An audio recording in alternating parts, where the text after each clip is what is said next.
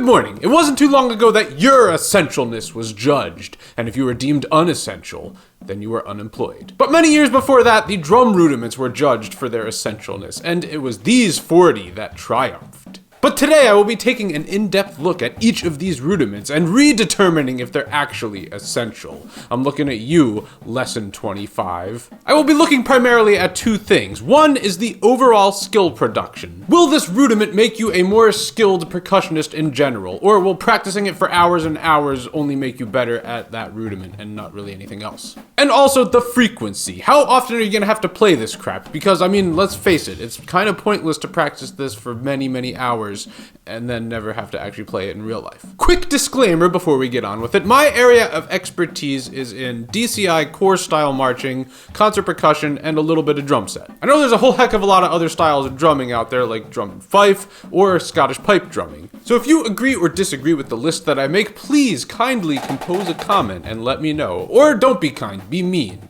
I don't care.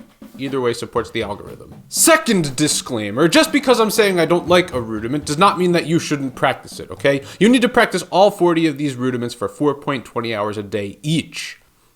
It's mandatory.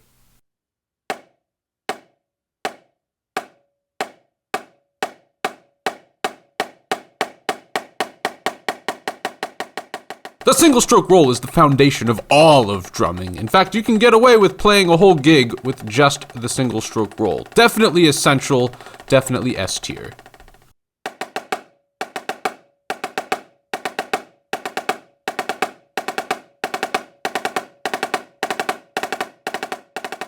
Honestly, I don't really know why this is considered an essential rudiment. I mean, it's just a rhythm, right? Triplet 2, triplet 4. However, I do think that practicing this will help with your 4-stroke rough or your 32nd note 4 runs if you're a tonal bass drummer. So for those reasons, it won't get an F, it'll get a D.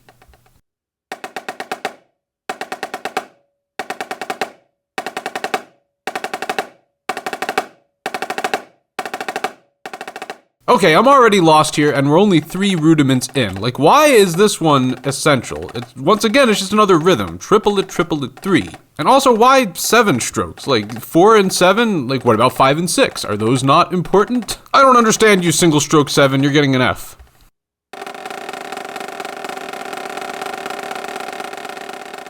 The multiple bounce roll, also known as the buzz roll, is something that you will play probably 99% of the time as a concert percussionist. We're about to get into all these different strokes of rolls, and if you see these in concert percussion land, you will play them as a multiple bounce buzz roll. And if you're trying to make it as a concert percussionist, you need to have an impeccable multiple bounce roll, and that is why it gets S tier.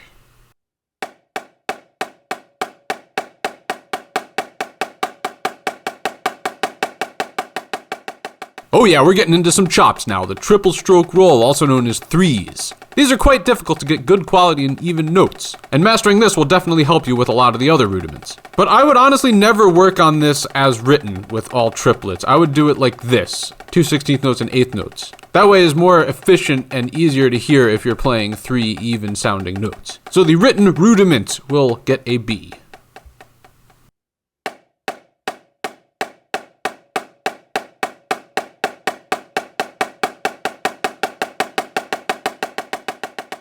If I had to judge someone based off of just one rudiment on this entire sheet, it would be this one, the double stroke open roll. This thing is the foundation of pretty much everything rudimental drumming, and I would recommend that you work on this one more than any other rudiment.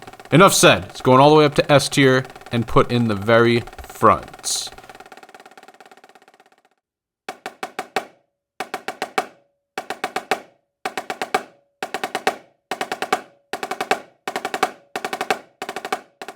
Okay, now we're working on the skill of cutting off the rolls, right? Because the double stroke open roll, I mean, you're not gonna roll forever. I mean, you gotta, stop to, sleep and poop and stuff. And the 5-stroke roll is a fantastic one. It is only 2 doubles followed by the release. This is very good for working on different styles of strokes, therefore it gets an A tier.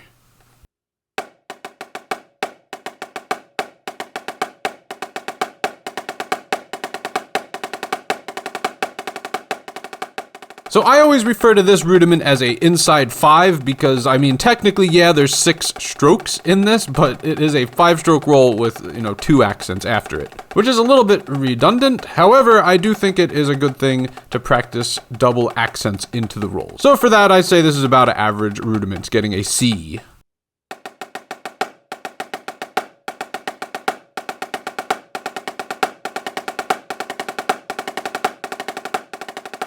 I kind of hate how this one is written on the essential rudiment list, okay? I would rather see it written like this, with a triplet pulsed roll and then an 8th note release. Therefore, you can alternate it and get more practice in with different stickings. But we're judging this based on how it's written on the sheet, so the 7-stroke roll only gets a C.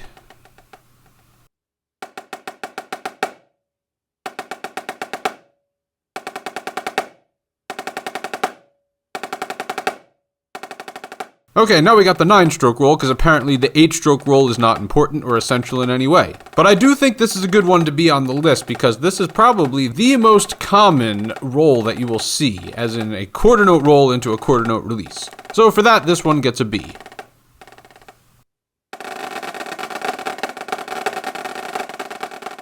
Okay, the rest of these rolls, these are just super redundant, okay? If you can get a good double stroke roll, 5-stroke roll, 6-stroke roll, 7-stroke roll, and 9-stroke roll, you'll be able to get the 10, 11, 13, 15, and 17-stroke roll. I promise, okay? Those things will help you with these things. So sorry, I don't think any of these are essential, okay? They're all gonna get F tier. Also, does it bother anyone else that rudiment number 7 is 5, number 8 is 6, number 9 is 7, number 10 is 9, number 11 is 10, number 12 is 11, number 14 is 15, and number 15 is 17? Does that bother anyone else? Like, it bothers me a lot. However, 13 is 13, and that makes me feel a little bit better. Mental breakdown avoided.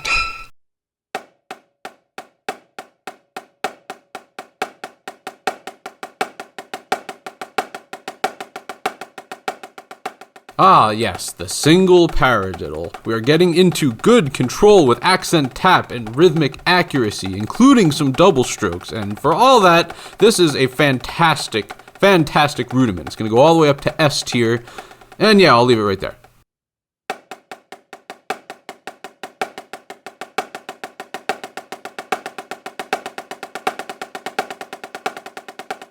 Okay, I think this one is a decent one for practicing stick control. However, I don't think I've ever had this one written for me, and I've definitely never written this for anyone. The single paradiddle diddle is a much more effective rudiment in my opinion. And once again, this is coming from a core style marcher. Maybe other styles, the double paradiddle is like the greatest rudiment ever, but in my experience, it's not that great. So we're gonna give it a C.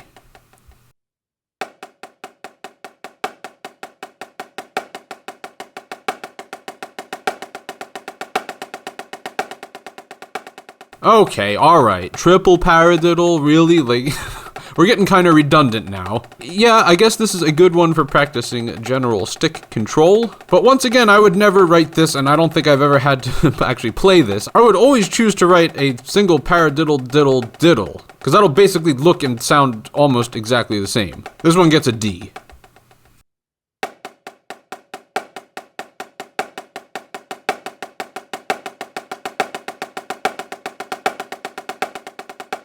And finally, we made it to the single paradiddle diddle. I've been hyping it up this whole time, and yes, this is a very, very common one in core style marching. It is great for practicing stick control and goes very well with combinations of paradiddles. This one gets an A tier.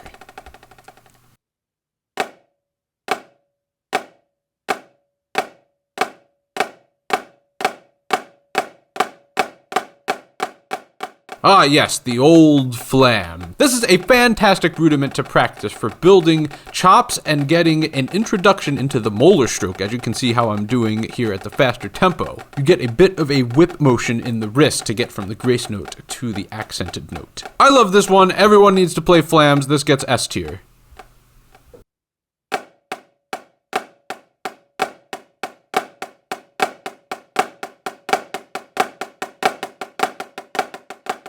The Flam Accent is such a beautiful rudiment. I love this thing. I would marry it if it wasn't already taken. Yes, maximum stick control, controlling the flam into the taps. Very good stuff. This is going to get an A tier, and I think it is more essential than those other ones.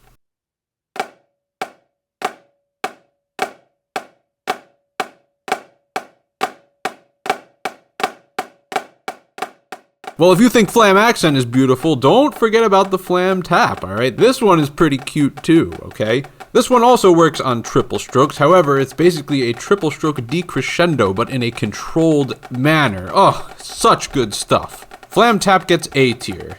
Very nice.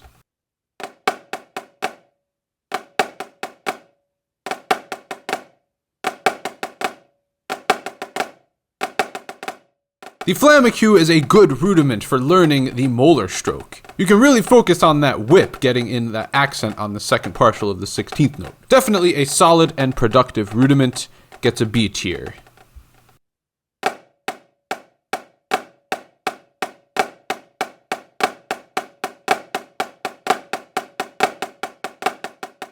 Sorry to say it, but I am not a fan of this rudiment. It is honestly kinda awkward to play, and that is because it is a quadruple tap stroke in here. If we take out the left hands, you can see there are 4 rights in a row, with the third one being a grace note. With the objective of these rudiments going from slow to fast to slow, you can't really crank the Flam Paradiddle maximum fast. And this is one that I don't think I've ever had to play, and I've definitely never written it. I would always 100% rather play its neighbor, the single flammed mill, because it looks and sounds basically the same, and it's a lot more comfortable. But I suppose that the Flam Paradiddle is a good exercise in stick control, so for that reason it'll get a D.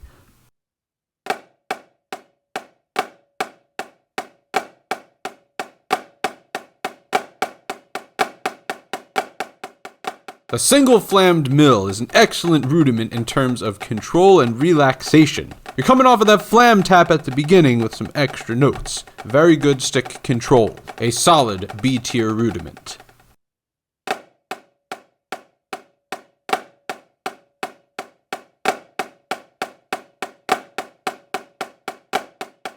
This is another one I'm not really a fan of and feels kind of awkward, and the reason it's awkward is coming into the transition out of these 2 low notes into that whip getting the solid downbeat. Just doesn't feel that good. But yeah, stick control, whatever, I guess it's not terrible. Alright, we'll give it a D.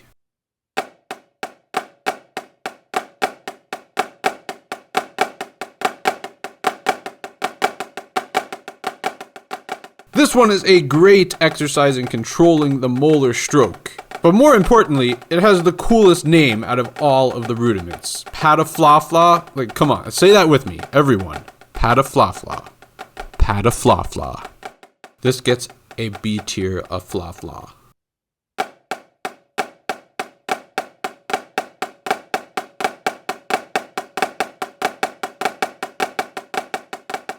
Fun fact, I have heard that the Swiss Army does not refer to these as Swiss Army triplets. I don't know where they got the name of this from. But nonetheless, this is a decent rudiment. Very good for controlling that relaxed Flam Tap feel. Solid C.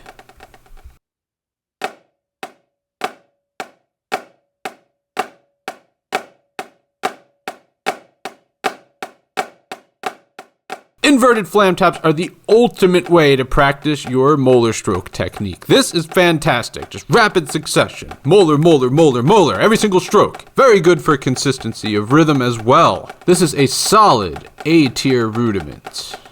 I'll put it right behind the regular Flam Tap.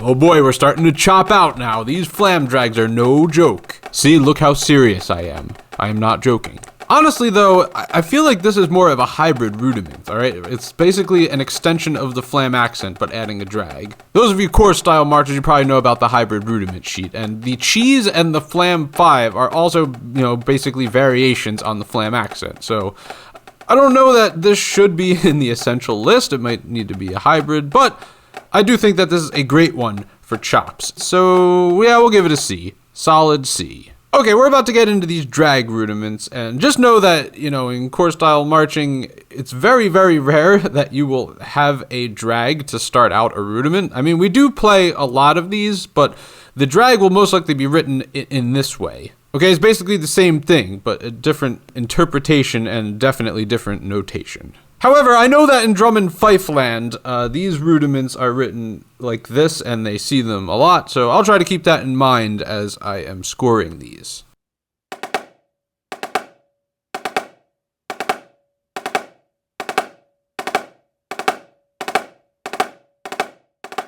The good old-fashioned drag. This one is fantastic for building chops and working on molar stroke and doing all of the basic things. I give it an S tier.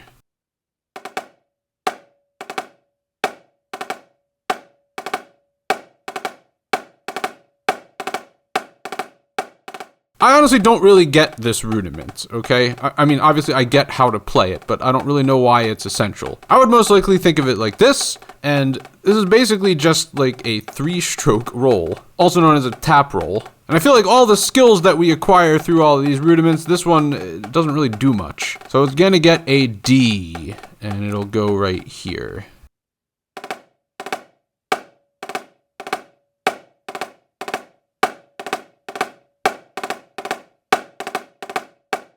Okay, core style DCI people, this is probably what we would see if this was written for us. And once again, I really don't think this, does much for developing you as a drummer. We got the drag, we got the double stroke roll, 5-stroke roll, 9-stroke roll, yada yada yada. This one is just kind of meh.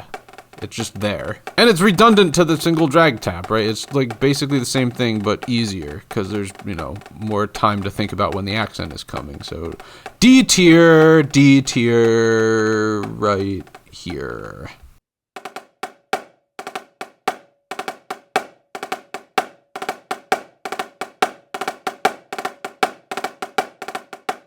I have always thought that this was the stupidest rudiment ever, until now. Because this is how it's written on the PAS rudiment sheet, the Percussive Art Society, the official sheet. It's just a random diddle within a rhythm. Like, it doesn't really do much for me, but you can see that I am not obeying the sticking. That was because I found this other rudiment sheet here with a Google search, and it does the lesson 25 alternating. You see that? The first one is a right drag, second one's a left drag. And playing it that way actually does work on a lot more skills than, not alternating. So I vote to petition that we change the way the lesson 25 is played, alright? It should be alternating on every single one, because that, actually helps you. But we're going off of how it's written on here, and this thing is a total F tier, alright? This does nothing for me.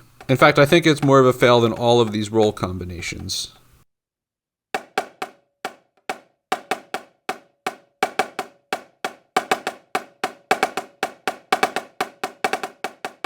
Yes, I do enjoy the single drag-a-diddle quite a bit, actually. This is the first one where the diddle gets the accent. See, all these other ones, you accent the non-diddled notes. So I definitely appreciate how this is a different skill set and requires a lot of stick control to get that paradiddle in there. So this is gonna get a B tier.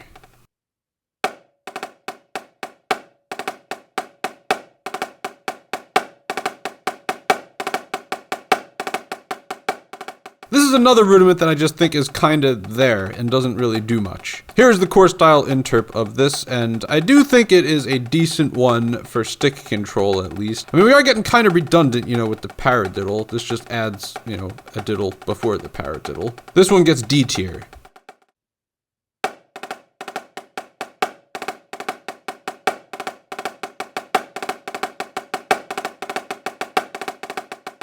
Well, if you didn't have enough drag paradiddles, here you go. We got drag paradiddle number 2, which is basically the same thing as drag paradiddle number 1, but there's another drag. Ooh, how exciting. Yeah, I don't get this one. I don't know why it's there. It's very redundant, and being redundant is redundant. F tier.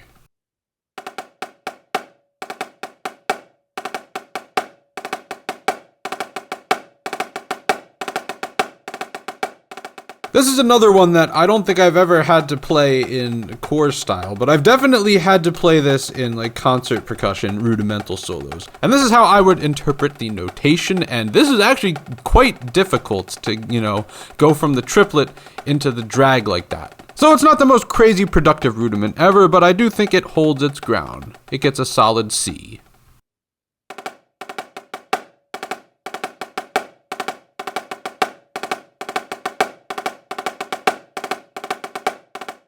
Okay, single Ratamacue wasn't enough. You want a double Ratamacue. Alright, we gotta add those extra drags. And honestly, this is quite a bit easier than the single Ratamacue because you get more time to think before the rhythm changes. Redundancy is redundant, as I've been saying this whole video. This gets a D tier.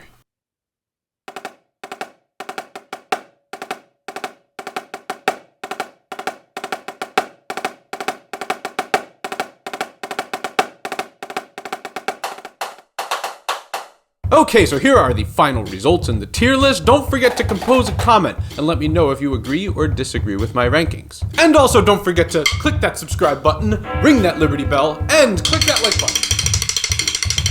And also consider buying a custom t-shirt, such as this one. I will leave that link in the description. And have a good morning.